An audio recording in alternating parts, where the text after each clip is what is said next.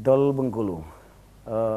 Berbicara Dol Bengkulu ini menimbulkan banyak pemikiran-pemikiran dan hubungannya dengan kreativitas juga. Ini sangat dinamikanya sangat kompleks sekali. Secara kontekstual musikalitas Dol sebagai musik atau sebagai musik tradisi yang ada di Bengkulu. Ini perlu kita bilah dulu ketika kita mau menggambarkan atau mungkin juga memberikan sebuah bentuk penggambaran umum Dol itu seperti apa. Kita harus memilah dulu. Tabuh alat musik Dol, waktu itu belum dibuat istilah musik Dol. Nabuh Dol, karena dia belum dibentuk dalam bentuk musik yang tersusun. Tabuh Dol.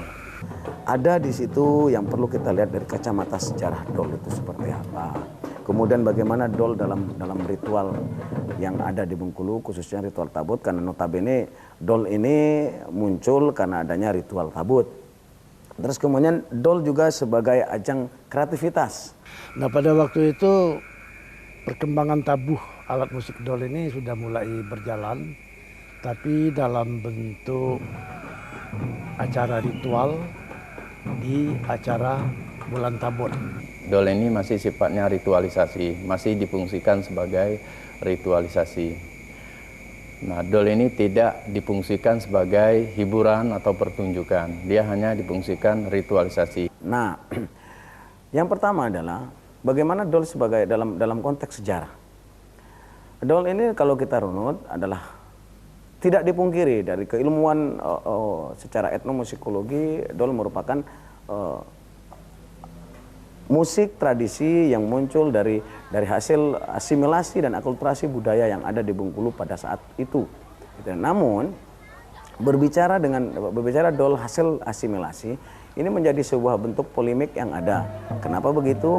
Karena kalau dilihat dari sejarah runutnya, Dol ini adalah bagian sebuah ritual. Di antara fungsi seni ini yang kita temui, khususnya Dol ini sebagai alat musik etnis, yang pertama dia sebagai alat musik ritualisasi. Secara harfiah ritual, Dol adalah merupakan sebuah bagian saja dari beberapa ritual, tidak seluruh ritual, hanya beberapa bagian yang digunakan musik Dol sebagai musik pengiringnya. Namun melihat kita hubungan itu, tentunya sejarah ini akan kita tarik bagaimana tabut itu muncul di Bengkulu, berikut juga bagaimana kemunculan Dol ini sebagai musik ritualnya. Nah, alat musik Dol pada waktu itu hanya diizinkan untuk dibunyikan pada waktu bulan Tabut dan dimulai tanggal 1 Muharram sampai dengan tanggal 10. Bukan setiap hari, tapi ada tanggal-tanggal tertentu. Ritual tabut adalah kemunculannya itu adalah hasil budaya-budaya dari luar yang berasimilasi di Bengkulu dan menjadi sekarang kebanggaan Bengkulu. Nah, tentunya itu tidak jauh beda dengan Dol. Bukan tidak jauh beda, tapi pastinya Dol pun akan begitu. Nah, mengapa seperti itu? Kita akan lihat kalau dari sisi musikologi, dari sisi organologi saja, Dol itu hanya ada di Bengkulu. Berbicara kearifan lokal, ini banyak nilai-nilai adiluhung yang tidak boleh kita langgar dan harus mengikuti, karena memang itu garis aturannya sudah jelas dalam kearifan lokal. Seperti Dol ini juga digunakan sebagai simbol pemanggil di masjid-masjid. Dulu mungkin masyarakat belum mengenal mikrofon sebagai pemanggil. Dol ini bunyi yang dihasilkan untuk memanggil masyarakat atau sebagai tanda waktunya masuk sholat. Untuk upacara-upacara tertentu, artinya upacara yang diselenggarakan oleh pemerintah. Misalnya ada upacara pembukaan. Kalau biasanya upacara pembukaan suatu acara itu ditandai dengan pukulan gong. Nah, untuk Bengkulu sudah mulai bukan dengan pukulan gong, tapi dengan memukul alat Dol.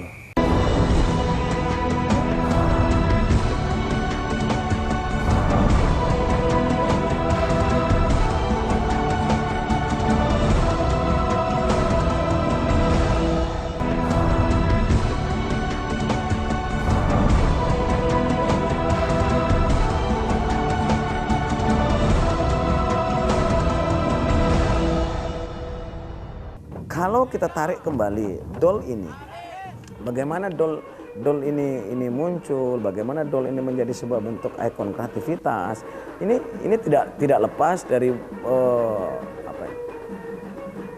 melemahnya, atau mungkin bukan melemahnya, dalam artian memberikan peluang bahwasanya dol ritual ini boleh kita kembangkan.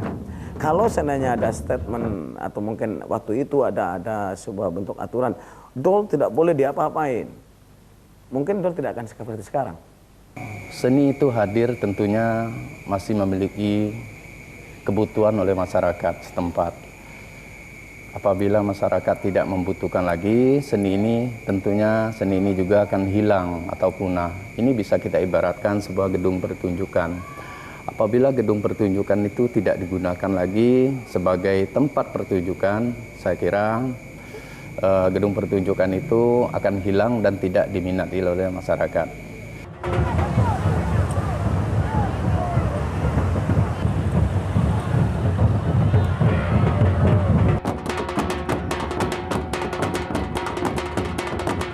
Dol ini juga penuh dengan dinamikanya, bagaimana dol ini menjadi sebuah bentuk alat musik, menjadi sebuah bentuk instrumen musik untuk sebuah garapan yang ada di masyarakat kita sekarang. Ada 3 ciri khas pola tabuan atau pola ritme yang kita kenal adalah tamatam, suena, dan sueri.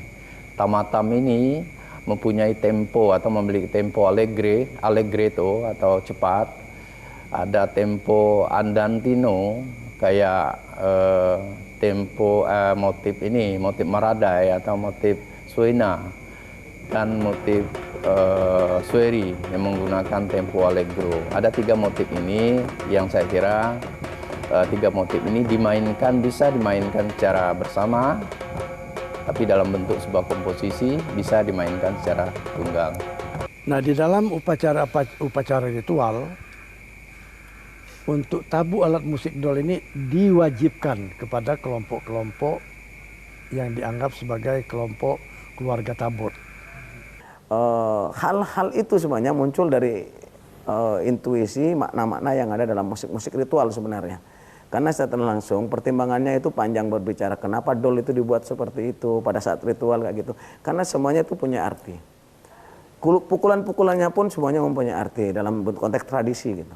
Bagaimana konteksnya pukulan ini sebagai pukulan yang begitu gagahnya.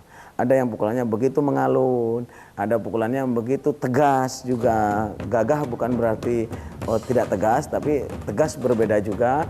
Kemudian ada yang gagah tadi, kemudian ada yang mengalun seperti apa. Jadi itu mempunyai makna semua sebenarnya. Kalau kita berbicara musik dol sebagai tradisi, ini maknanya banyak. Nah, acara yang kita ketahui pada acara tabu alat musik dol ini itu dimainkan secara bebas. Namun dia di dalam menabuh alat musik dol ini sudah punya pola ritmik, artinya pukulan-pukulan yang sudah baku.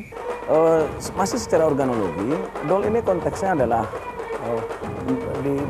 dimasukkan sebagai bentuk musik-musik membran yang digunakan untuk penyemangat atau sebagai bentuk ungkapan rasa yang bisa merangsang si komunal masyarakatnya, apakah itu pemain atau itu pendukung dari ritual itu, untuk coba masuk dalam ritual itu. Dalam tanda kutip supranatural di situ tidak lepas. Itu yang pertama, karena itu ciri dari musik tradisi pasti seperti itu. Kesenian tradisi cirinya pasti gitu. Tidak pernah lepas dari supranatural, itu pasti.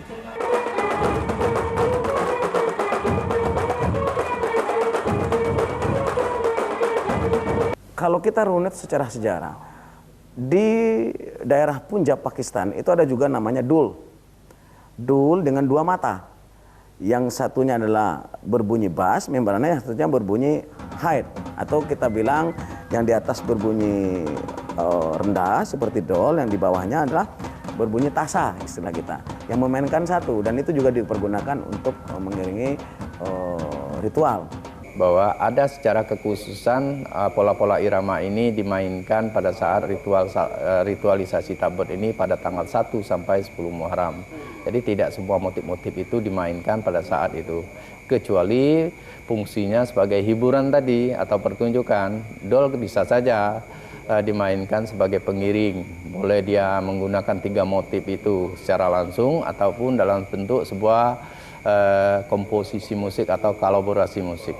Kemudian dari sisi ini garapan juga, dol sekarang sudah mulai tereksplor menjadi sebuah alat musik yang benar-benar, kalau boleh saya bilang ini jumawa dalam konteks membran gitu.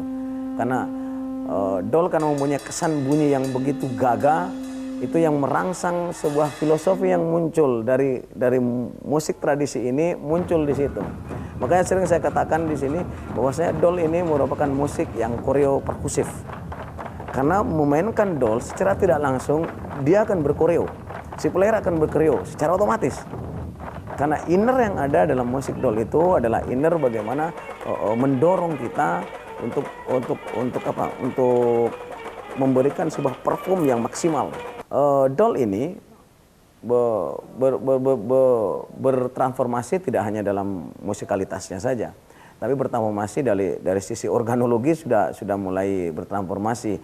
Malah sekarang ada dol yang terbuat dari fiber, ada kemudian dol yang sudah mulai diukir, dol sudah mulai yang bentuknya dimodifikasi seperti seperti mempermudah mereka memainkan dol itu yang terkesan begitu berat.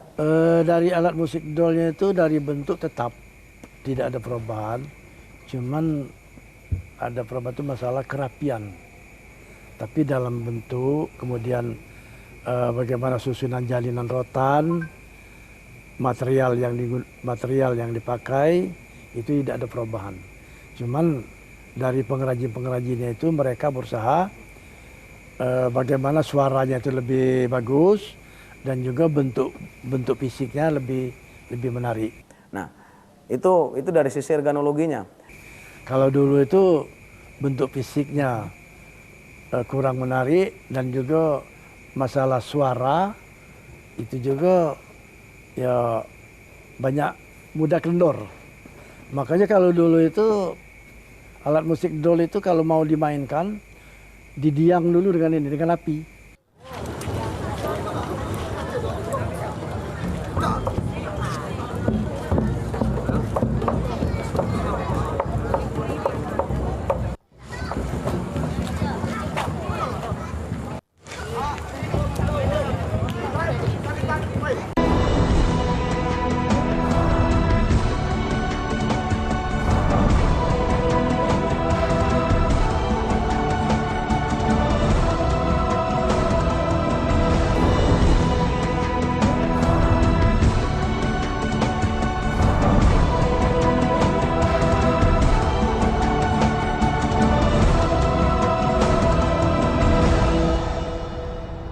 Penyajian musik dol bisa dilakukan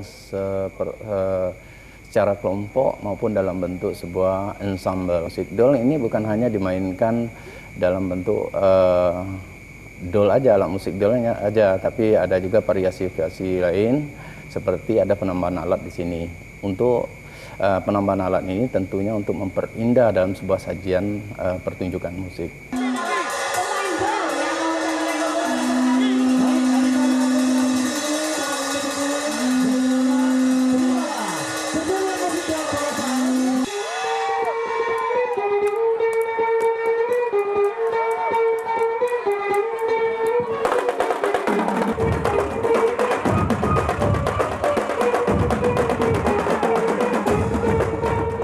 Kalau kita kembalikan lagi dol sebagai harfiah sosiokultural di Bengkulu, ini menimbulkan banyak polemik.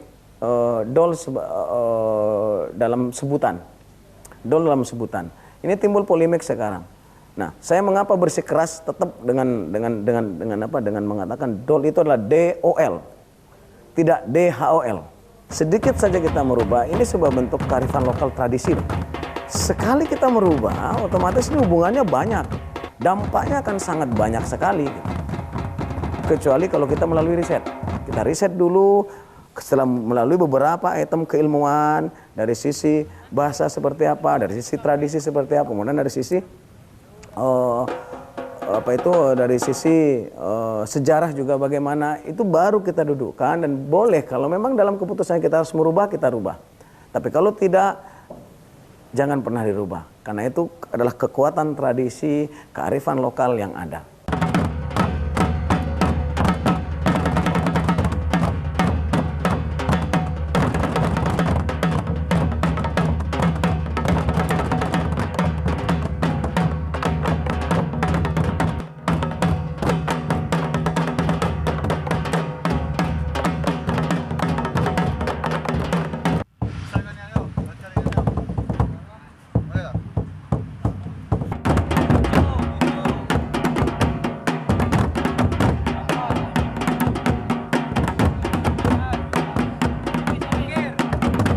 Juga sebagai hiburan masyarakat setempat atau hiburan masyarakat yang ada di Provinsi Bengkulu. Dol ini berfungsi sebagai komunikasi.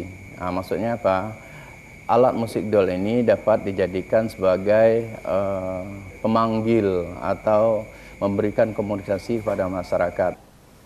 Sekarang artinya di Bengkulu ada, dalam dunia pendidikan itu munculnya sebuah pentas-pentas seni yang tidak pernah lepas dari musik dol itu sendiri. Dan itu positif, dalam tanda kutip itu positif. Kenapa? Karena itu minimal salah satu bagaimana ajang untuk melestarikan seni budaya daerah dalam dunia pendidikan. Seperti komunikasi sebagai hiburan dan pertunjukan. Hiburan pertunjukan ini ibarat dua sisi mata uang yang berlainan.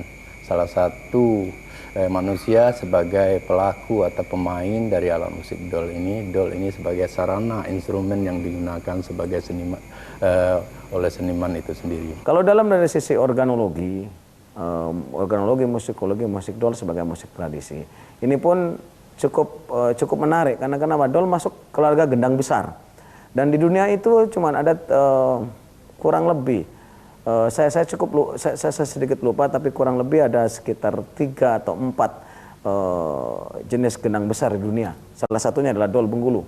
Nah, untuk itu dari sisi pariwisata itu aset sebagai promotion atau kebanggaan masyarakat Bengkulu sebagai identitas lokal.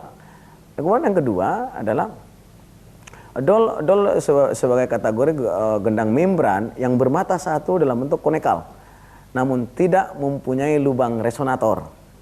Sedangkan kalau kita lihat membran-membran yang ada yang lain di seluruh dunia atau karena alat musik modern yang memakai media membran atau media kulit, semuanya pasti punya lubang resonator. Tapi dol tidak mempunyai lubang resonator. Dia seperti mangkok bener atau seperti wadah yang tidak ada jalan keluar udara. Dol juga mempunyai bahan yang cukup menarik, dalam artian kenapa seperti itu? Orang banyak melihat memakai dari batang-batang pohon, kayu atau apa dan sebagainya. Sedangkan malah dilihat dari dasarnya, diambil dari dasarnya benar. Mungkin filosofi itu ada. Filosofi yang muncul di situ secara tradisi mungkin ada, kenapa harus diambil dari bongkol kelapa itu? Kenapa tidak batang kelapanya saja?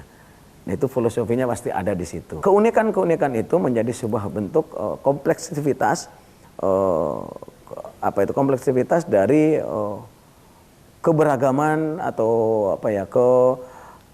kekuatan dari dol itu sendiri sebagai musik tradisi, baik ritual maupun sebagai musik identitas lokal Bengkulu gitu.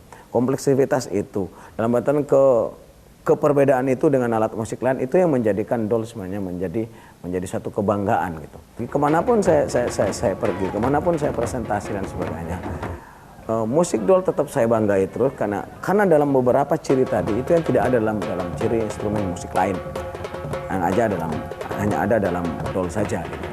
Namun mungkin tidak tertutup kemungkinan di tempat lain mungkin ada, cuman mungkin bentuknya atau konteksnya juga kegunaannya, fungsinya tidak sama gitu.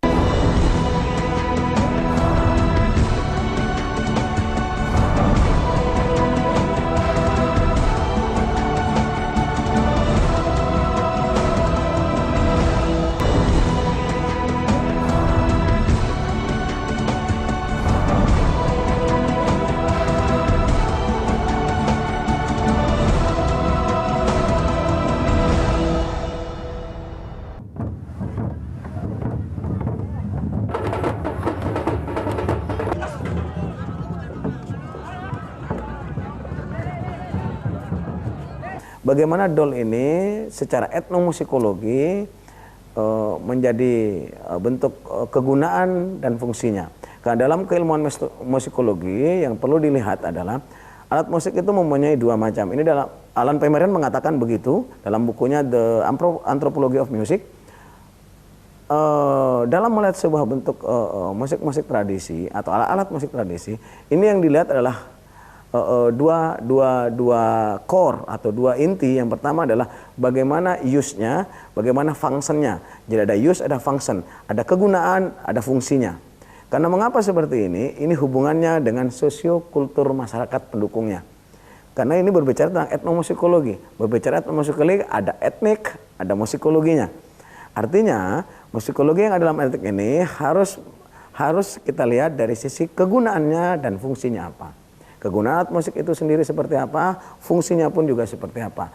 Nah itu yang perlu kita pahami juga, khususnya imbauannya bagi seluruh juga teman-teman atau mungkin para pelaku seni itu harus juga dipahami bagaimana kita melihat fungsi dari musik dol itu sendiri dan pemakaian atau kegunaan musik dol itu sendiri perlu dipahami agar kita tahu, oh ini adalah musik tradisi, ini kegunaannya seperti ini, penggunaannya seperti ini. Oh, musik dol sebagai kreativitas, kegunaannya seperti ini, penggunaannya fungsinya seperti ini. Itu yang perlu kita pahami tentang musik dol dari kacamata etnomusikologi. Karena ini sebuah kebanggaan sosiokultur masyarakat Bengkulu dalam konteks kesenian tradisi, khususnya musik.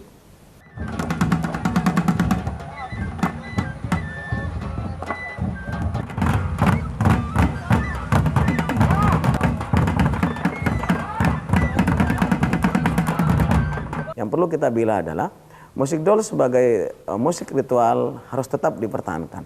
Dan musik dol sebagai musik kreativitas itu silahkan kita berkembang. Dan akhirnya dengan perkembangan dol yang ada, itulah dol muncul menjadi dominasi dan menjadi ikon Bengkulu. Itu akibat terjadinya transformasi. Dol ini mendominasi. Artinya kita berbicara Bengkulu dan berhubungannya dengan alat musik tradisional di Bengkulu, orang pasti musik dol. Tidak akan muncul yang lain. Ini satu contoh tentang dominasi dol. Yang dulunya sebagai musik ritual yang hanya bagian dari sebuah ritual, bagian kecil dari sebuah ritual, ini sekarang menjadi ikon Bengkulu, menjadi sebuah identitas kesenian daerah di Bengkulu. Berbicara musik dol berarti Bengkulu. Berbicara musik dol berarti itu provinsi Bengkulu. Berbicara musik dol itu berarti punya orang Bengkulu.